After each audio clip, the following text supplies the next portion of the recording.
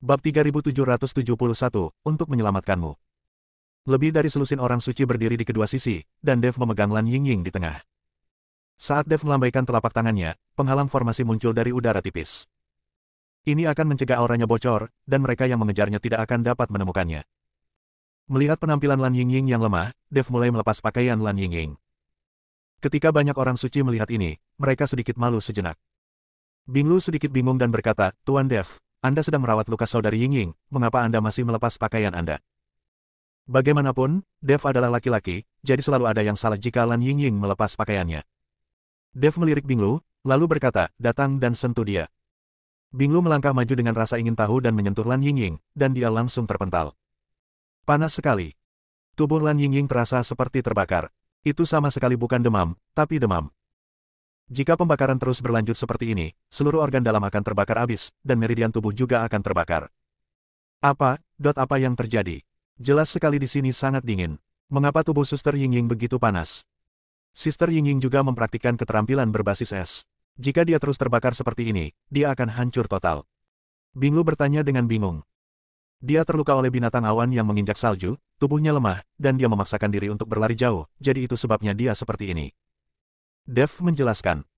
Binatang awan yang melangkah salju juga tertutup udara dingin. Jika ia terluka oleh binatang awan yang melangkah salju, ia seharusnya tertutup es. Kata Bing Lu. Hal ini disebabkan adanya penyesuaian fungsinya sendiri. Justru karena terluka oleh hawa dingin maka fungsi tubuh akan mati-matian membuang panas untuk menjaga kerja organ tubuh. Dev melepas pakaian Lan Yingying sambil berbicara, dan dia akhirnya telanjang. Meskipun Bing Lu tidak tahu apakah yang dikatakan Dev itu benar, mereka juga ada di sini, jadi mustahil bagi Dev untuk melakukan apapun pada Lan Yingying. Dev mulai merawat Lan Yingying. Meskipun ada kontak fisik, Dev menghindari bagian penting. Saat ini, Mu Yao dan anak buahnya telah mengejar ke wilayah kutub. Setelah menggunakan kesadaran spiritualnya untuk menyelidiki, Mu Yao dengan cepat memimpin keluarga Mu dan mengejar ke depan. Belakangan, banyak orang dari sekte dan keluarga bangsawan datang ke daerah kutub, dan kemudian berubah menjadi aliran cahaya, mengalir ke berbagai arah. Meskipun Dev sedang menyembuhkan Lan Yingying, dia juga mengamati pergerakan di daerah kutub. Ketika dia mengetahui bahwa banyak orang dari keluarga sekte datang ke wilayah kutub, Dev mengerutkan kening dalam-dalam. Dia tiba-tiba menyadari bahwa perjalanan ke daerah kutub ini tidak sesederhana yang dia kira. Selain menghadapi bahaya jijik sendiri, kita juga harus mewaspadai keluargamu, namun kini orang-orang dari sekte lain dan keluarga bangsawan pun harus waspada. Ini terlalu sulit. Namun ada keuntungannya memiliki lebih banyak orang, yaitu semakin banyak orang yang datang dari kutub maka akan semakin kacau. Jika Anda bisa memanfaatkan kekacauan tersebut dan mendapatkan apa yang Anda inginkan, itulah cara terbaik. Tampaknya dalam perjalanan kutub ini, kita tidak hanya perlu mengandalkan kekuatan, tetapi juga mengandalkan penilaian situasi yang baik, serta kemampuan analisis di tempat. Tidak mungkin bagi Dev untuk mengikuti semua sekte dan keluarga bangsawan yang memasuki wilayah kutub untuk membalas dendam. Yang perlu dilakukan adalah memenangkan hati, mengejutkan, dan menekan. Saat menghadapi orang yang berbeda, diperlukan cara yang berbeda. Setelah perawatan Dev, Lan Yingying perlahan bangun. Ketika dia melihat dirinya telanjang di depan Dev, dan tangan Dev menyentuh tubuhnya, Lan Yingying secara naluriah melambaikan telapak tangannya. Untungnya, Dev sudah siap dan menghindarinya. "Saudari Yingying, kamu baik-baik saja?" Setelah melihat ini, Bing Lu bergegas maju dan bertanya. Lan Yingying menarik napas dan menemukan bahwa itu jauh lebih lancar dan tidak ada yang serius, jadi dia mengangguk dan berkata, "Tidak apa-apa, orang ini." "Saudari Yingying, Tuan Dev ada di sini untuk menyelamatkan Anda. Jika bukan karena dia, Anda mungkin sudah lama mati." Bing Lu buru-buru menjelaskan. Bab 3772, ditipu. Setelah mendengar ini, Lan Yingying melirik Dev dan perlahan mengenakan pakaiannya. "Apakah kamu harus melepas pakaianmu untuk mengobati penyakit dan menyelamatkan orang?" gumam Lan Yingying. Dev tidak menjelaskan, tapi berkata dengan tenang, "Ayo pergi." Bing Lu mengikuti Lan Yingying dan menjelaskan, "Saudari Yingying, tubuhmu terlalu panas sekarang. Saya hanya bisa melepas pakaianmu untuk menenangkan diri, jika tidak tubuhmu akan terbakar. Saya jamin Tuan Dev tidak melakukan apapun terhadap Anda. Dia hanya membantu Anda menyembuhkan. Banyak dari kami yang menonton." Mendengarkan kata-kata Bing Lu, Lan Yingying merasa dia mungkin sedikit terlalu agresif, jadi dia berbisik kepada Dev, "Terima kasih." Dev mengabaikannya dan berjalan lurus ke depan. Sekelompok orang mengikuti Dev menuju kedalaman wilayah kutub. Beberapa kelompok orang lewat di depan mereka, sehingga Dev dan yang lainnya harus mempercepat dan mencari sumber daya yang tersedia di wilayah kutub. Dev berjalan sangat cepat, dan Bing Lu serta yang lainnya hanya bisa bergantian mendukung Lan Yingying untuk mengimbanginya dengan cepat. Sepanjang jalan, kesadaran Dev selalu dalam keadaan tegang. Selama ada bahaya di dekatnya, Dev akan segera mengetahuinya. Sampai langit menjadi gelap, Dev dan yang lainnya tidak menemui bahaya apapun, apalagi siapapun. Melihat tubuh Lan Yingying tidak dapat menahannya, Dev berkata, ayo istirahat di sini malam ini. Binglu mengangguk dan segera mengatur agar orang suci itu berjaga di sekeliling. Lan Yingying duduk di tanah, terengah-engah. Wilayah kutub ini tidak terlihat seperti tempat jatuhnya makhluk abadi. Saya tidak merasakan sedikit pun keabadian. Dev melihat sekeliling, merasa sedikit bingung. Jika ini adalah tempat jatuhnya makhluk abadi, maka pasti akan ada energi abadi di sini, dan senjata yang digunakan oleh makhluk abadi serta berbagai senjata ajaib yang dikenakan di tubuh mereka pasti akan tertinggal lagi. Kalau begitu, roh peri di sini seharusnya lebih kuat dari tempat lain. Tapi sekarang Dev bahkan tidak menyadari jejak keabadian. Hal ini membuat Dev sedikit bingung. Apakah wilayah kutub ini adalah tempat jatuhnya makhluk abadi, atau apakah ini sebuah kebohongan? Ini sama sekali bukan tempat di mana makhluk abadi jatuh. Saat ini, Raja Iblis Ciyun berbicara. Sebagai Raja Iblis yang berbicara seperti ini, itu berarti ini jelas bukan tempat di mana makhluk abadi jatuh. Dev tidak mengerti, mengapa penguasa istana Guanghan berbohong padanya. Karena ini bukan tempat jatuhnya makhluk abadi, apa yang kamu lakukan di sini? Dev sangat terkejut. Nak, tidakkah kamu memperhatikan bahwa suasana di sini sangat kacau, dan bahkan seluruh ruangan pun terdistorsi? Medan magnet di sini terlalu kuat. Kalau ingin terbang tinggi di sini, saya khawatir akan sulit. Kata Raja Iblis Ciyun. Setelah mendengar ini, Dev mengerutkan kening, lalu melompat. Begitu tubuhnya terbang, dia merasakan hisapan besar menariknya ke bawah. Dev jatuh dengan cepat, matanya semakin bingung. Mereka tidak memilih untuk terbang pada awalnya karena mereka takut targetnya akan terlalu jelas. Sekarang di sini, mereka mungkin tidak dapat terbang meskipun mereka menginginkannya. Es embun. Dev berteriak kepada Binglu, dia ingin bertanya kepada Binglu apakah dia tidak tahu tentang daerah kutub juga. Tuan Dev. Binglu buru-buru berjalan ke arah Dev. Izinkan saya bertanya, apakah tiang ini tempat jatuhnya makhluk abadi? Dev bertanya pada Binglu. Binglu tertegun sejenak, lalu menggelengkan kepalanya dan berkata, tidak. Tidak. Dev tidak menyangka Binglu akan begitu jujur, dan berkata dengan marah, jika tidak demikian, mengapa tuan istanamu memberitahuku bahwa ini adalah tempat di mana makhluk abadi jatuh, dan memintaku untuk membawamu ke sana? Berburu harta karun dan sumber daya. Tuan Dev, jangan marah. Sebenarnya, Tuan Istana tidak menipu Anda dalam hal ini, tetapi Tuan Istana menipu orang lain. Bab 3773 Peralatan Manufaktur. Sejujurnya, Tuan Dev, tidak ada harta karun abadi di wilayah kutub ini, yang ada hanya berbagai batu kutub. Batu kutub ini adalah sumber daya yang sangat penting bagi Istana Guanghan kita. Tentu saja batu tiang jenis ini juga merupakan sumber daya yang sangat penting bagi keluargamu, karena batu tiang jenis ini berguna bagi mereka yang melatih keterampilan es. Setelah menemukan ada batu tiang di daerah kutub, keluargamu bekerja sama dengan Istana Guanghan kami dan ingin menemukannya bersama-sama dan kemudian mendistribusikannya. Hanya saja keluargamu lebih kuat dari Istana Guanghan kami, dan keluargamu datang ke Istana Guanghan kami untuk menjadi tetua. Jelas sekali mereka tidak mempercayai kami. Alasan mengapa kepala istana menyebarkan berita bahwa kutub adalah tempat jatuhnya makhluk abadi adalah untuk menarik lebih banyak orang datang ke kutub, dan juga untuk menemukan lebih banyak biksu untuk membantu kita di Istana Guanghan.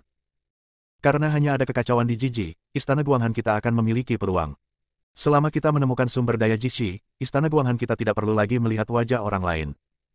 Binglu berkata dengan jelas. Dev menatap Binglu dengan tatapan kosong. Jelas sekali Binglu sudah mengetahui segalanya sejak lama, dan jika dia berani menceritakan semuanya pada dirinya sendiri, dia pasti telah diinstruksikan oleh kepala istana. Sekarang kita telah mencapai titik ekstrim, banyak sekte dan keluarga bangsawan telah tertipu, jadi tidak perlu menyembunyikannya dari Dev. Dev sekarang memahami bahwa meskipun dia tidak muncul di Istana Guanghan dan tidak membunuh Mukui, Istana Guanghan dan keluargamu cepat atau lambat akan runtuh. Datang ke sini hanyalah kesempatan bagi Istana Guanghan untuk berselisih dengan keluargamu sebelumnya. Batu tiang apa ini? Dev bertanya. Binglu menggelengkan kepalanya, saya juga tidak tahu, saya belum pernah melihatnya. Kepala istana secara tidak sengaja menemukannya di tempat ini. Saat itu, penguasa istana terluka parah dan harus pulih dalam waktu yang lama. Ketika Dev mendengar ini, dia sedikit terkejut. Pemilik istana-istana Guanghan adalah seorang biksu Mahayana. Jika dia terluka di daerah kutub, bukankah itu berarti jika biksu seperti mereka datang ke alam kesengsaraan, dia akan mati? Binglu melihat keraguan Dev dan dengan cepat menjelaskan, Tuan Istana terluka saat itu karena dia secara keliru memasuki perbatasan kekacauan. Daerah kutub ini adalah perbatasan. Dan tidak ada ciri atau hambatan yang jelas di perbatasan ini. Jika Anda tersesat dalam kekacauan di perbatasan, Anda mungkin mati. Kepala istana berkata dia hanya mengambil beberapa langkah karena kesalahan dan nyaris tidak bisa melarikan diri. Dengan mengatakan ini, Dev akhirnya mengerti bahwa di tanah kacau di perbatasan, bahkan makhluk abadi yang kuat pun masuk, tetapi tidak ada mayat yang tersisa. Tidak banyak yang bisa dikatakan tentang alam Mahayana dari kepala istana. Pergilah istirahat, kita akan melanjutkan perjalanan kita besok. Dev menyuruh Binglu pergi. Tapi Dev sendiri mengalami kebingungan. Dia tidak tahu di mana batu tiang itu berada, dan dia tidak memiliki peta. Di mana menemukannya di tengah salju putih yang luas. Jika itu adalah tempat jatuhnya makhluk abadi, Anda juga dapat menemukan lokasi pastinya berdasarkan intensitas energi abadi. Sekarang mereka tidak mengetahui apa itu batu ekstrim, apalagi aura batu ekstrim. Tepat ketika Dev sedang kebingungan, Raja Iblis Ciyun berkata, batu kutub seharusnya disebabkan oleh medan magnet. Jika kamu ingin menemukan batu kutub, kamu hanya perlu mencari tempat dengan medan magnet terkuat. Medan gaya. Setelah mendengarkan Raja Iblis Ciyun, Dev mulai mengobrak-abrik cincin penyimpanan. Dev tidak tidur malam itu dan mulai membuat sesuatu untuk menemukan medan magnet. Dev dan yang lainnya hanya dapat mendeteksi objek di sekitarnya dan merasakan aura di sekitarnya dengan kesadaran spiritual mereka, tetapi medan magnet tidak dapat mendeteksinya. Kini kita hanya bisa mengandalkan peralatan untuk menemukan tempat dengan medan magnet terkuat. Saat hari mulai terang, Dev sudah memiliki 2 batang logam lagi di tangannya. Ujung batang logam dibuat tajam. Bab 3774 Penemuan Batu Ekstrim. Tuan Dev, apa ini? Melihat batang logam di tangan Dev, Binglu bertanya dengan rasa ingin tahu. Ini detektor. Di mana ada batu kutub, medan magnetnya akan semakin kuat dan batang logam akan bereaksi. Tempat ini terlalu besar. Jika kita terus mencari seperti ini, kita tidak tahu berapa lama waktu yang dibutuhkan. Kamu harus menggunakan detektornya, dan aku akan melakukannya sendiri. Tapi jaraknya tidak boleh terlalu jauh, hanya berjarak 100 mil. Dengan begitu, jika kamu dalam bahaya, aku bisa mendukungmu kapan saja. Dev memberi Binglu tongkat pendeteksi dan beberapa slip giok untuk transmisi suara. Dan metode penggunaan tongkat pendeteksi diserahkan kepada Binglu. Tuan Dev, Anda hanya perlu berhati-hati. Lagi pula, orang-orang dari keluargamu mencari Anda kemana-mana. Binglu memperingatkan Dev. Dev mengangguk lalu pergi. Binglu dan yang lainnya juga mulai mengambil tindakan, mencari batu tiang kemana-mana. Tidak lama setelah mereka berpisah, batang logam di tangan Dev bergetar sedikit. Dev sangat senang. Saya menemukan batu tiang. Dev sangat bahagia di dalam hatinya, dan perlahan bergerak maju. Batang logam itu bergetar semakin keras, dan perlahan mengubah arahnya. Dev mengikuti petunjuk batang logam dan menjelajah lagi. Setelah berjalan lebih dari 10 mil seperti ini, batang logam itu berhenti bergetar, seolah-olah diserap oleh sesuatu dan berhenti seketika. Dev tahu bahwa ini seharusnya menjadi lokasi Jishi. Namun melihat frekuensi guncangan batang logam tersebut, nampaknya medan magnetnya tidak terlalu besar. Dev melihat sekeliling dan menemukan bahwa kecuali tumpukan salju kecil, sepertinya tidak ada apa-apa di sekitarnya. Tidak ada yang pernah melihat Jishi. Jika Jishi tidak besar, pasti sudah terkubur di bawah salju tebal. Bagaimana cara menemukannya? Tepat ketika Dev tidak tahu harus berbuat apa, tiba-tiba kantong salju kecil itu bergerak. Segera setelah itu, monster besar muncul. Astaga! Dev terkejut. Ternyata tumpukan salju ini dibentuk oleh monster-monster yang tergeletak di tanah, tertutup salju tebal. Saya melihat lebih dari selusin monster-monster mengaum ke arah Dev, memuntahkan aliran udara dingin dari mulut mereka. Monster-monster ini tidak menyerang Dev, mereka hanya meraung, seolah menakuti Dev dan mencegahnya mendekati wilayah mereka. Dev melihat lebih dekat dan menemukan ada beberapa batu seukuran kepalan tangan tempat monster-monster ini berbaring. Hanya saja batu-batu ini juga berwarna putih salju, dan nampaknya bentuk kepingan salju terlihat di dalamnya. Apakah itu batu tiang? Dev sangat senang. Jika dia tidak melihat dengan cermat, akan sulit menemukannya. Selusin monster-monster ini semuanya memiliki batu seperti ini di bawah tubuhnya. Dev maju beberapa langkah, ingin melihat lebih dekat. Tapi ketika selusin monster-monster melihat Dev terus bergerak maju, raungan mereka menjadi lebih keras. Aku hanya ingin bebatuan di bawahmu dan tidak ingin melukaimu. Sebaiknya kamu pergi. Dev berkata pada monster-monster itu. Monster-monster ini hanya berada di alam kesengsaraan tingkat ke-7. Dev tidak takut sama sekali bahkan jika dia menghadapi selusin binatang iblis tingkat ke-7 di alam kesengsaraan. Mengaum. Seekor monster memamerkan giginya dan menghembuskan udara dingin ke arah Dev. Tubuh Dev langsung merasakan gelombang panas, yang langsung menghalangi udara dingin. Monster itu mulai menyerang, dan Dev tidak sopan. Aku melihat Dev mengeluarkan pedang pembunuh naga, dan api berkobar dari pedang pembunuh naga. Sebagian besar monster di sini termasuk dalam sistem es. Alasan mengapa mereka memegang batu tiang di bawah tubuh mereka mungkin karena mereka sedang berlatih. Hanya saja Dev menggunakan batang logam untuk menemukan tempat ini dan mengganggu budidaya monster tersebut. Melihat api pamungkas pada pedang pembunuh naga Dev, mata lusinan monster-monster menunjukkan sedikit ketakutan. Tapi mereka tidak melarikan diri, mereka memegang batu tiang di mulut mereka satu demi satu, dan kemudian melancarkan serangan ke Dev. Bab 3775 Monster Beruang Salju. Puff! Dev mengayunkan pedangnya, dan cahaya pedang yang menakutkan dikombinasikan dengan api, langsung memotong kepala monster. Kepalanya berguling ke tanah, dan batu tiang di mulutnya juga jatuh. Dev melambaikan tangannya, dan batu itu ada di tangan Dev. Batu tiang ini dingin saat disentuh, tetapi masih membawa sedikit arus listrik. Ini pasti pengaruh medan magnet. Melihat rekan mereka terbunuh, semua monster lainnya menjadi gila dan terus bergegas menuju Dev. Namun, semuanya sia-sia. Monster yang berlari ke depan Dev semuanya menjadi jiwa yang mati di bawah pedang. Batu tiang di mulutnya juga jatuh satu demi satu, dan diambil oleh Dev. Dari selusin monster-monster, hanya satu yang tersisa. Ia memandang Dev dengan ngeri, tidak berani menyerang lagi. Binatang iblis ini perlahan berbaring, menunjukkan penyerahannya, dan bahkan berinisiatif memuntahkan batu tiang ke dalam mulutnya. Melihat ini, Dev melangkah maju, mengambil batu tiang, dan membelai monster itu. Monster itu tetap tidak bergerak dan sangat jinak. Di hadapan yang kuat, hanya ketaatan dan kelembutan mutlak yang bisa bertahan. Sepertinya monster ini sangat pintar. Dev melihat ke arah monster yang jinak dan kemudian ke monster yang mati, dan tidak bisa menahan perasaan sedikit emosional. Faktanya, dia tidak punya dendam dengan monster-monster tersebut, hanya untuk mendapatkan batu tiang. Hal ini terjadi di dunia para dewa dan manusia. Demi sumber daya dan kepentingan, manusia dapat mengabaikan ikatan keluarga. Belum lagi antara manusia dan monster. Tidak ada teman abadi, yang ada hanya kepentingan abadi. Dev tidak membunuh monster terakhir, dia berbalik dan hendak pergi, tetapi setelah mengambil 2 langkah, dia tiba-tiba berhenti. Karena monster ini dapat menemukan batu ekstrim dan menggunakannya untuk berlatih, Dev dapat sepenuhnya menggunakan monster ini untuk menemukan batu ekstrim. Dan Dev masih bisa menunggangi monster ini, dan itu jauh lebih mudah. Sulit untuk terbang di tempat ini, jadi kamu bisa menemukan tunggangan. Dev berbalik dan berjalan menuju monster itu lagi.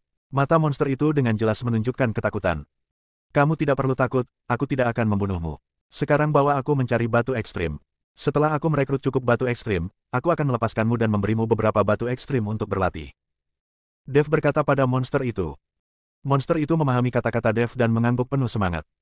Dev langsung duduk di atas tubuh monster itu, seluruh tubuh monster itu berbulu, dan terasa hangat saat dia duduk di atasnya. Monster itu mengambil Dev, dan setelah berjalan beberapa saat, batang logam di tangan Dev bereaksi lagi. Segera setelah itu, monster itu menggunakan cakarnya yang besar untuk mengupas salju, memperlihatkan beberapa batu tiang seukuran kepalan tangan di bawahnya. Dev melemparkan batu tiang itu langsung ke dalam ring penyimpanan. Dengan cara ini, dengan monster ini, Dev menemukan semakin banyak batu tiang, jumlahnya sudah ratusan, dan dia sangat nyaman duduk di atas monster itu. Namun, Dev belum pernah menemukan tambang batu tiang. Setelah mencari beberapa batu seperti ini, kapan dia bisa menemukan jumlah untuk istana Guanghan? Namun sepertinya monster ini tidak mengetahui di mana letak batu tiang dalam jumlah besar. Suatu hari telah berlalu seperti ini. Dev mengikuti Binglu dan yang lainnya dan bersatu kembali. Melihat Dev mengendarai monster-monster, banyak orang suci merasa sangat aneh. Tuan Dev, monster macam apa yang Anda tunggangi? Binglu bertanya dengan rasa ingin tahu. Aku tidak tahu, aku terlalu lelah berjalan, jadi aku menangkap satu dan mengendarainya. Dev berkata dengan santai. Ini adalah monster beruang salju, monster yang paling umum di daerah kutub. Namun, monster beruang salju memiliki kepribadian yang jinak dan umumnya tidak akan menyerang kecuali mereka sendiri diancam. Saat ini, Lan Yingying berkata. Lan Yingying sebenarnya belum bisa keluar sepanjang hari ini. Dia, seorang gadis besar, ditelanjangi oleh Dev di depan umum, disentuh dan dilihat, dan dia tidak bisa menerimanya di dalam hatinya. Tapi dia juga tahu bahwa Dev tidak bisa disalahkan atas hal ini, Dev juga ingin menyelamatkannya. Bab 3776 Jangan terlalu pelit. Ketika Dev mendengar apa yang dikatakan Lan Yingying, memang benar monster beruang salju ini tidak menyerangnya saat itu, tetapi hanya menakutinya hingga membuatnya pergi. Namun Dev lah yang berinisiatif mendekati JC, yang menyebabkan konflik. Akibatnya, semua monster beruang salju itu terbunuh.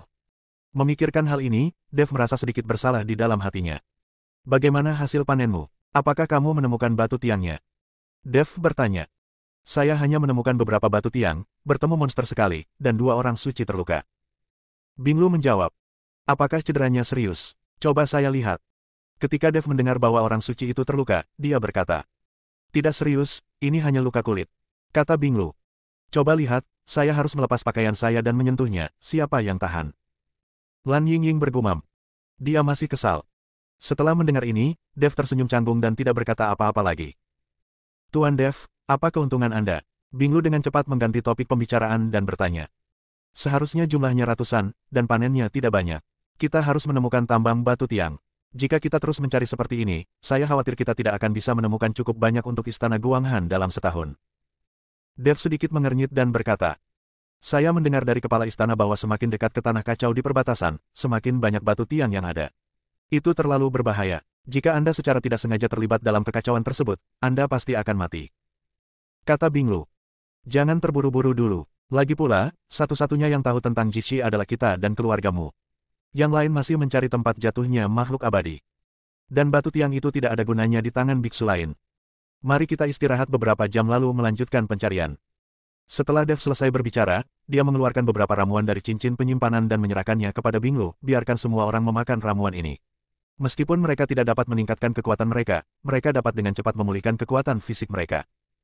Binglu meminta semua orang untuk meminum ramuan itu dan mulai beristirahat, sementara Dev duduk bersila dan mempelajari jari abadi. Nenek moyang keluarga Ji berkata pada saat itu bahwa hanya dengan memahami asal mula waktu seseorang dapat melatih jari abadi ini.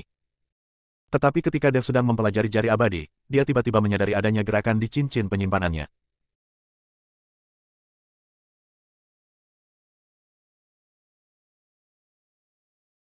Dev buru-buru mencari dengan kesadaran spiritualnya.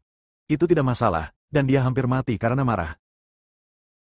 Saya melihat binatang kecil yang menelan langit itu terbangun pada suatu saat, dan sedang melahap batu tiang. Ketika Dev menemukannya, ratusan batu tiang telah tertelan. Sial, aku berusaha keras untuk menemukan ini, dan kamu memakan semuanya untukku. Keluarkan, keluarkan untukku. Dev berteriak pada binatang kecil yang menelan langit itu.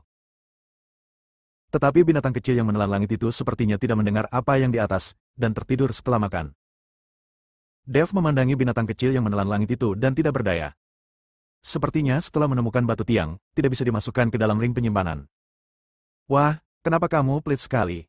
Tungganganku masih muda, apa salahnya membiarkannya memakan sesuatu? Saat aku mendapatkan kembali ingatanku dan membangun kembali tubuh emasku, aku akan membalasmu pada saat yang paling buruk. Sekarang ini investasi, nak. Tahukah kamu apa itu investasi? Saat kamu sampai ke surga mulai sekarang, aku bisa melindungimu. Batu abadi dan rumput spiritual di surga tidak lebih baik dari batu pecah ini. Raja Iblis Ciyun melihat Dev marah dan segera menghiburnya. Mengapa? Dev menghela nafas, tidak berdaya. Bagaimanapun, binatang kecil yang menelan langit ini menyelamatkan hidupnya, jadi makanlah saja. Lebih dari 100 batu tiang ini tidak banyak berguna bagi istana Guanghan. Sekarang mereka harus menemukan batu tiang dalam jumlah besar. Beberapa jam berlalu dengan cepat. Dev mengumpulkan semua orang dan mulai mencari di bawah naungan malam. Dengan batang logam, dia dapat menemukannya bahkan dalam kegelapan. Namun, Dev dan yang lainnya mengikuti petunjuk batang logam dan secara bertahap mendekati kekacauan di perbatasan. Lagi pula, semakin dekat Anda ke tanah kekacauan, semakin banyak batu kutub yang ada dan semakin kuat medan magnetnya. Tetapi karena saat itu malam gelap, Dev dan yang lainnya tidak menyadarinya. Bab 3777 Potong udara dengan satu pedang. Saat hari sudah gelap, Dev tiba-tiba menyadari ada yang tidak beres. Mereka melihat retakan mengerikan muncul di depan mereka. Retakan ini seolah-olah telah ditebang dengan pedang dan memisahkan seluruh dunia. Di satu sisi retakan besar, angin dingin menderu-deru beterbangan, dan pecahan luar angkasa yang tak terhitung jumlahnya berputar, seolah-olah mereka mencoba memanen semuanya. Ruang di depan semua orang terdistorsi, seperti kekacauan, dan tidak mungkin untuk melihat dengan jelas apa yang ada di dalamnya. Aura bahaya menyebar, semua orang merasakan rambut mereka berdiri tegak dan hati mereka menjadi tegang.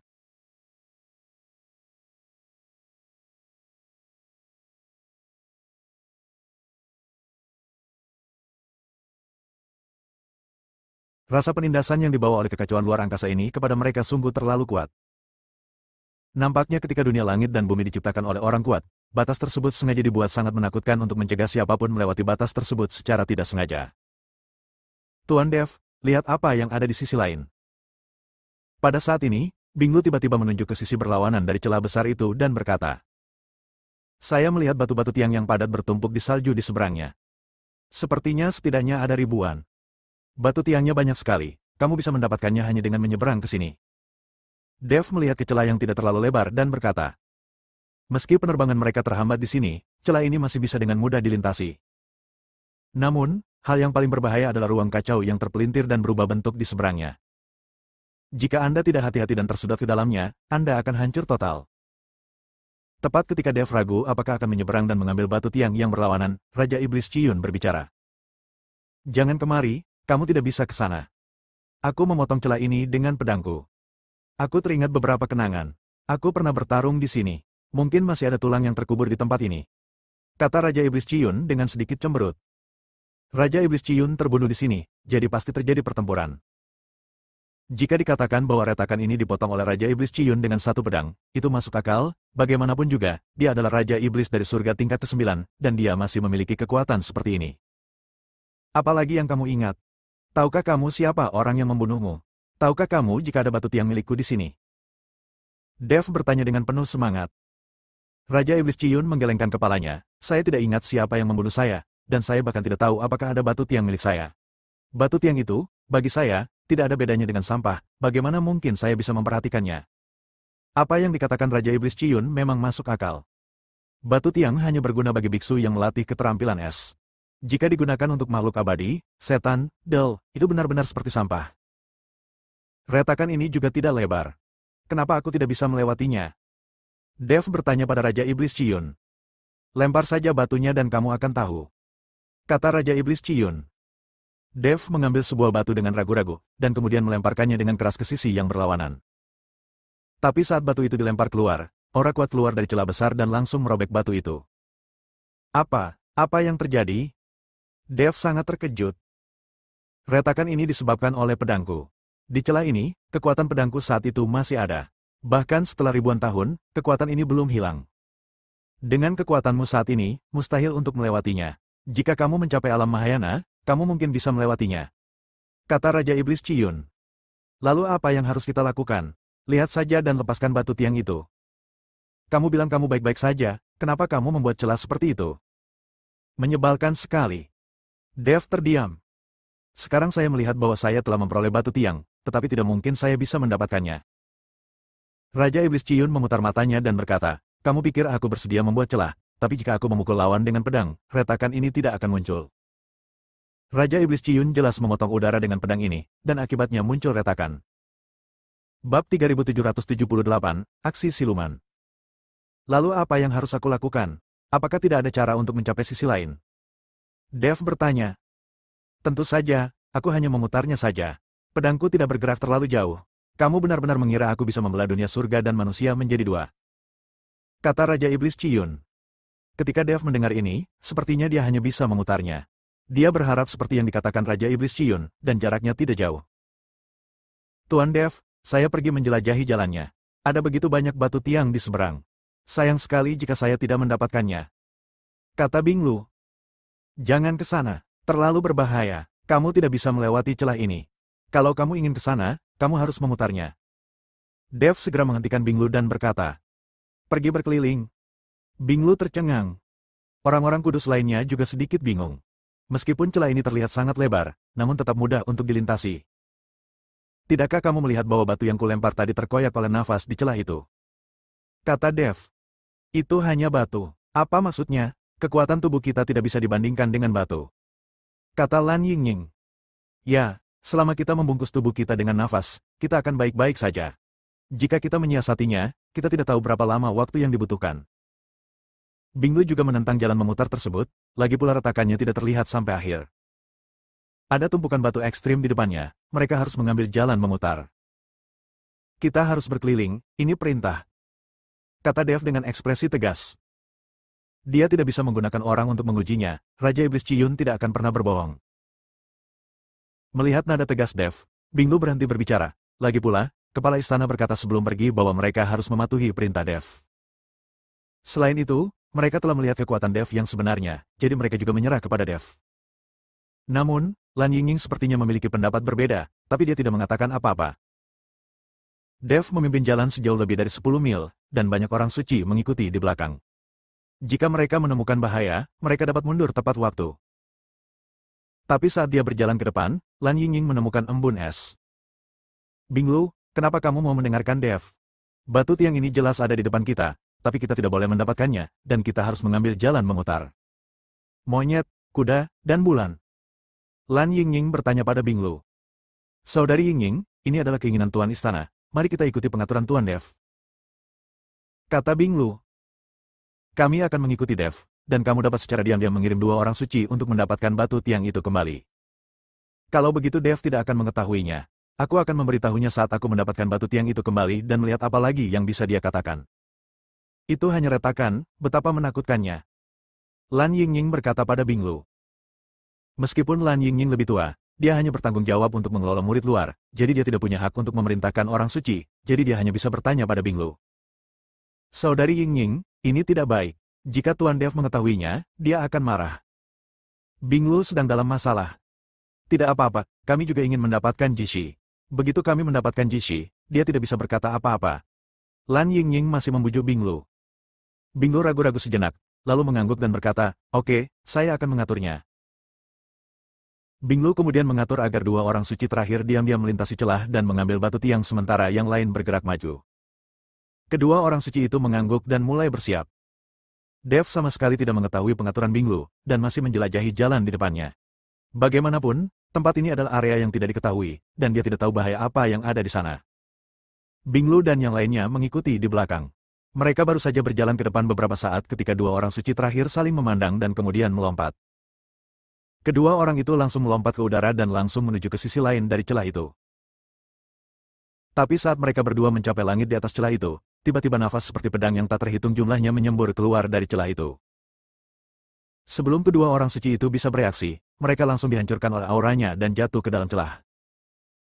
Bab 3779 Wanita Bodoh. Adegan tiba-tiba ini membuat semua orang ketakutan. Terutama Binglu, yang wajahnya penuh rasa menyalahkan diri sendiri, dan Lan Yingying, yang matanya terbuka lebar dan tidak percaya dengan apa yang dilihatnya.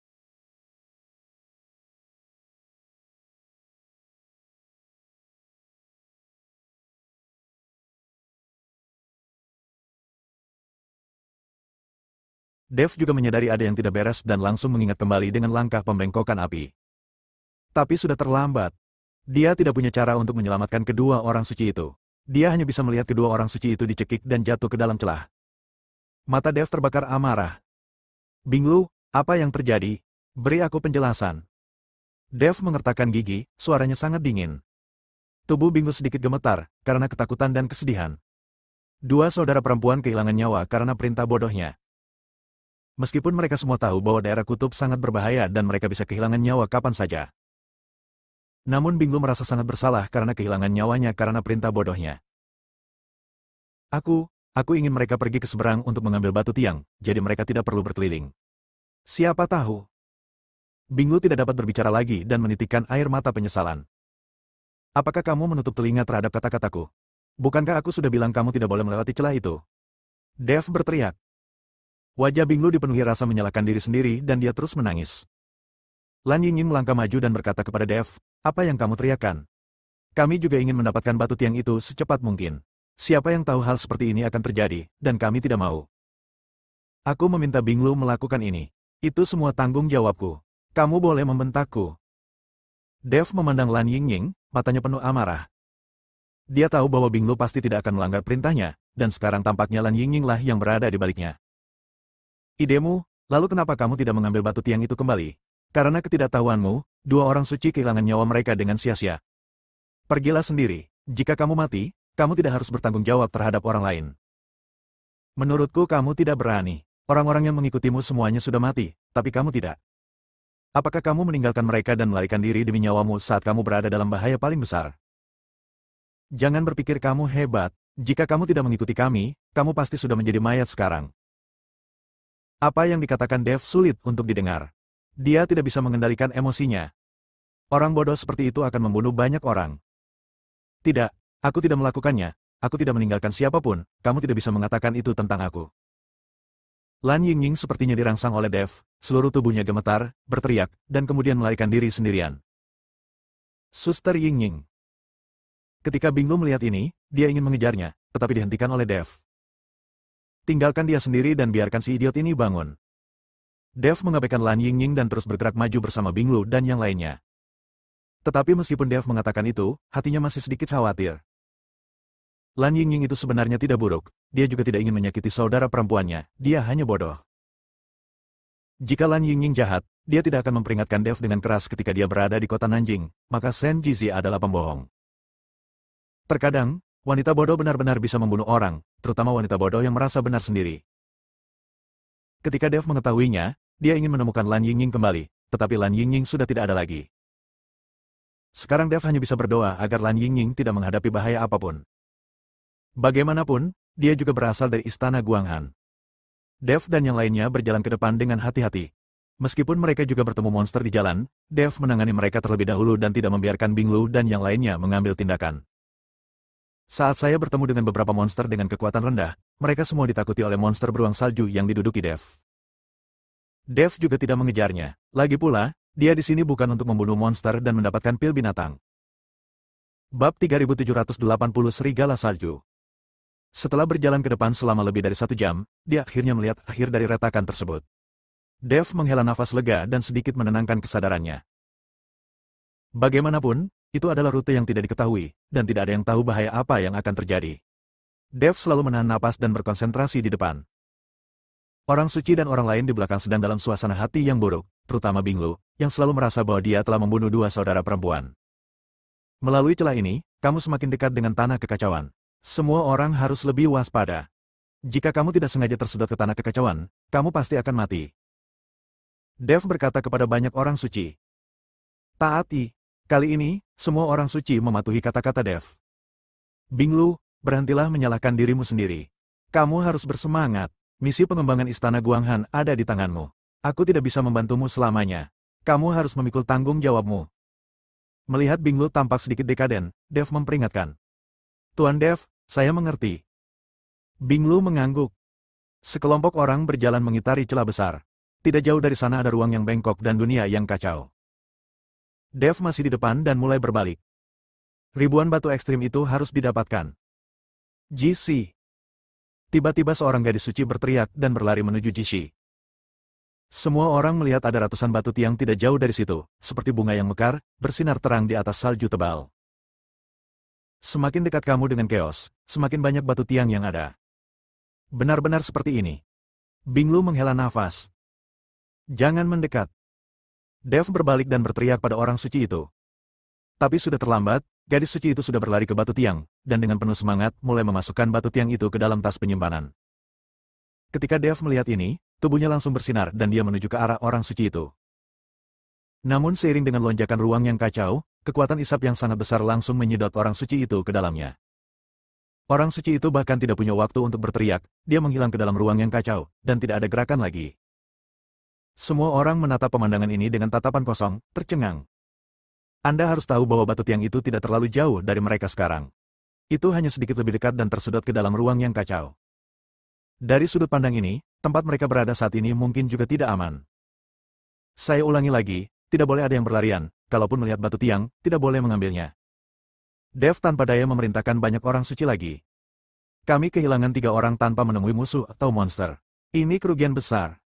Dev terus berjalan, dengan banyak orang suci mengikuti di belakangnya. Dia memasuki ruang yang kacau dan pasti akan mati. Melihat Dev dan yang lainnya tiba di tempat yang terdapat ribuan batu. Aduh! Tiba-tiba, suara gemuruh membuat semua orang langsung berhenti. Saya melihat serigala salju dengan bulu putih muncul entah dari mana, menatap Dev dan yang lainnya dengan mata biru. Serigala salju ini dipenuhi aura, rambut mereka berdiri tegak, dan mereka mengancam Dev dan yang lainnya. Ada lusinan serigala salju, semuanya berwarna putih. Monster beruang salju yang diduduki Dev menjadi gelisah dan akhirnya mengusir Dev dan melarikan diri. Sepertinya monster beruang salju ini juga sangat takut dengan serigala salju ini. Terutama lusinan serigala salju. Serigala-serigala ini semuanya adalah hewan sosial, jadi mereka bekerja sama dengan sangat baik. Aneh, serigala salju ini sama persis dengan yang kulihat di padang salju di wilayah utara. Mungkinkah monster semacam ini ada di utara dan selatan? Dev sedikit terkejut. Dia juga bertemu dengan serigala salju saat berada di padang salju di Northern Territory. Semua orang suci mengeluarkan pedang es mereka, semuanya tampak gugup dan siap berperang. Bersambung.